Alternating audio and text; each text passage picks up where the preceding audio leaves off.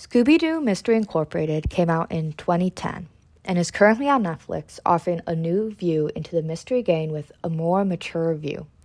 Personally, out of all the Scooby-Doo series I have seen, my favorite will always be What's New Scooby-Doo, but then that is quickly followed by Mystery Incorporated, because of its development within the characters and their interactions with each other. One of my favorite episodes to this day is Season 1, Episode 14, Mystery Solvers Club State Finals, where the gang must miss a mystery-solving competition due to Scooby falling ill with the flu. Scooby falls asleep and has a fever dream of attending this competition where he must come to terms with being a sidekick. Through Scooby's leadership and bravery, Scooby must prove that sidekicks can save the day. Yet, in this episode, there are many new people introduced. The Teen Angels and Captain Caveman, the Funky Phantom and his crew, Jabberjaw and the Neptunes, and even Speed Buggy with his racers. Who are these characters? And what does this say about the role of sidekick? Captain Caveman! Captain Caveman has two main points of origin: Scooby All-Star Laugh Olympics from 1977 and the Flintstone Comedy Show in 1980, before he finally got his own show, The Captain Caveman and Teen Angels, from 1977 to 1980. One of the main influences to Captain Caveman was Charlie's Angels from 1976, as Captain Caveman was seen in some circles as the kid version of Charlie's Angels. Captain Caveman's secret identity was heavily influenced by Superman, as his disguise was Chester the office boy with a tie and glasses, when on the Flintstone Comedy Show. Most notable is the influence of Scooby-Doo, however, which perfected the formula before Captain Caveman was created for mystery-solving children's shows. Dee Skies, a character from Captain Caveman, takes on the role of Velma as the intelligent member and resembles even Valerie from Josie and the Pussycats.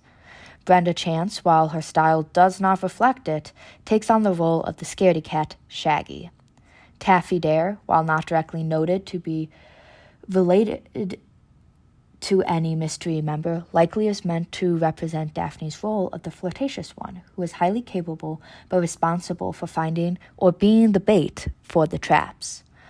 The most recent interaction Caveman has had with the mystery game is in Scoob in 2020, when Scooby must fight Captain Caveman. You can call me Captain Caveman!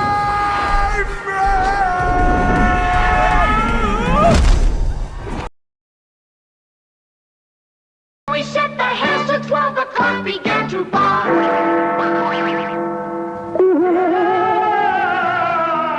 It's a Funky Phantom!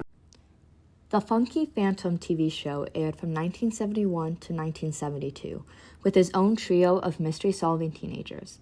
Funky Phantom, the villain in this particular Scooby-Doo episode, is a Revolutionary War ghost who got stuck in a clock with his friend, who is a cat, Boo, an idea that may have came from the film The Time of Their Lives from 1946, which had a pair of revolutionary ghosts also tied to Earth due to their connection to a clock. Funky Phantom is voiced by Dawes Butler, with the same character voice as previous cartoon Snugglepuss, whose character design appears to have inspired that of the Phantom. Once again, like Scooby-Doo's blueprint, this set of characters' villains all could be unmasked, with no supernatural origins. It is important to note that when it comes to the comics, there is disparity in this, as sometimes the crew faces actual other ghosts and supernatural elements. Like the ghost himself, this show appears to be an object of the past, as there has not been any well-known appearances since his appearance in Mystery Incorporated.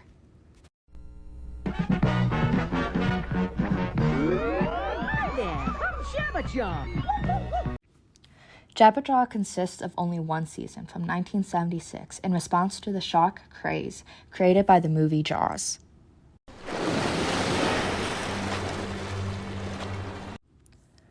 With his band, the Neptunes, Jabberjaw is responsible for touring various underwater cities to play in while preventing potential supervillains from taking over said cities. While the show's runtime was definitely limited, there are still many connections that can be found in its creation. Many locations and names in this TV show follow the Flintstone tradition of naming them as puns, like the name Neptune for the band, which could be connected to the god of the sea.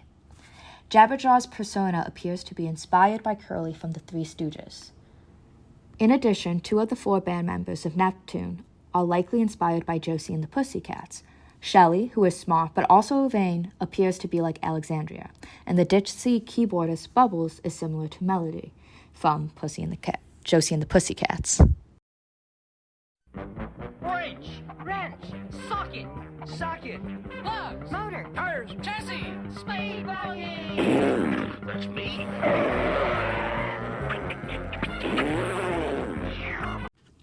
My personal favorite guest is Speed Buggy from the TV show Speed Buggy from 1973. Speed Buggy's show is the car with his 3 young adult racers who uncover spy conspiracies and mysteries as they cross the country. Like Disney's Herbie the Love Bug, Speed Buggy has a mind of his own. Speed Buggy is a 1969 Volkswagen El Lobo Dune buggy that is controllable by remote control, usually in the hands of his best friends, who takes place of Shaggy in the Scooby-Doo model, Tinker. Tinker's character design is practically a twin of Shaggy. Meanwhile, Mark and Fred Jones have similar character traits with the leader qualities. Debbie is also a rendition of a member of the Scooby Gang, Daphne. Within his own TV show, Speed Buggy is often having reworkings of the Josie and Pussycats episodes within their own plot lines.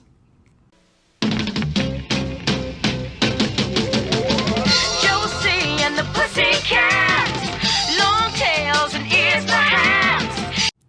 At this point, you may be thinking, what is Josie and the Pussycats? Put simply, they originate from the Archie comics and the Archie show before they got their own spin-off.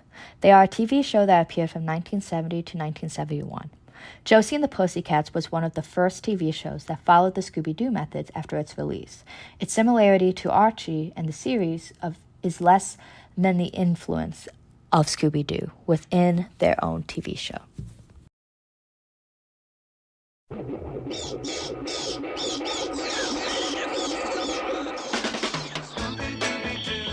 Where are you? We got some work to do now. Scooby-Dooby-Doo, where are you?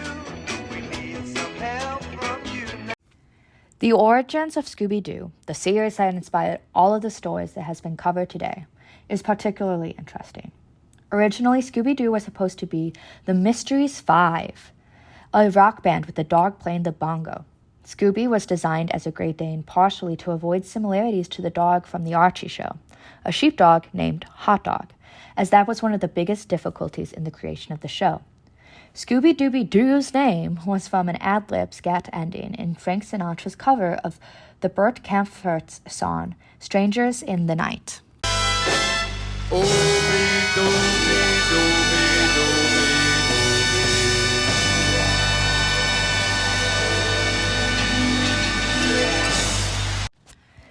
The Mystery Game, as we know them now, were practically personalities doubles of the many loves of Dobie Gillis, a sitcom adapted from the Dobie Gillis short stories written by Max Schulman, and one of the shows David Silverman was a fan of.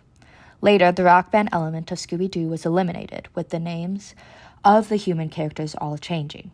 Fred was a merge of 2 separate characters, unlike the rest of the game, who only went through a renaming process. The original introduction to the Mystery Game was in 1969 with Scooby-Doo, Where Are You?